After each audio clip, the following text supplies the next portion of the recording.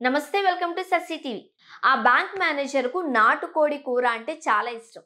నాటుకోడి కూర కోసం అతడు చెవులు కోసుకోమన్నా కోసుకుంటాడు. పుష్టిగా నాటుకోడి కూర తినడం కోసం అతను వెంపర్లాడుతూ ఉంటాడు. ఈ క్రమంలో నిత్యం నాటు చికెన్ తినడం కోసం ఆ మేనేజర్ ఒక ప్లాన్ వేశాడు. ఒక రైతు అవసరాన్ని ఆసరాగా చేసుకుని తన కోరిక నెరవేర్చుకున్నాడు. ఏకంగా 39,000 విలువ చేసే నాటుకోళ్లు తిన్నాడు.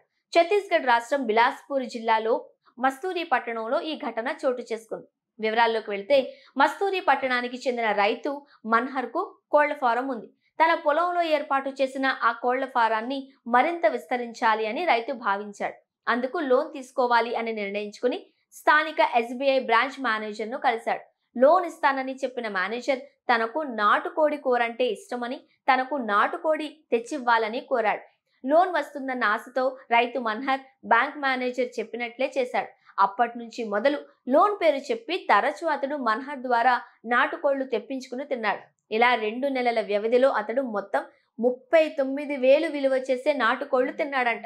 పైగా రైతు నుంచి లోన్ కోసం 10% కమిషన్ కూడా డిమాండ్ చేశాడు. దాంతో అతను తన ఫారంలోని కోళ్లను అమ్మి 10 లక్షల లోన్ కోసం 10% కమిషన్ కూడా ఇచ్చాడు. అయినా బ్యాంక్ మేనేజర్ లోన్ మంజూరు చేయకుండా ఇంకా నాటుకోళ్ల కోసం డిమాండ్ చేశాడు.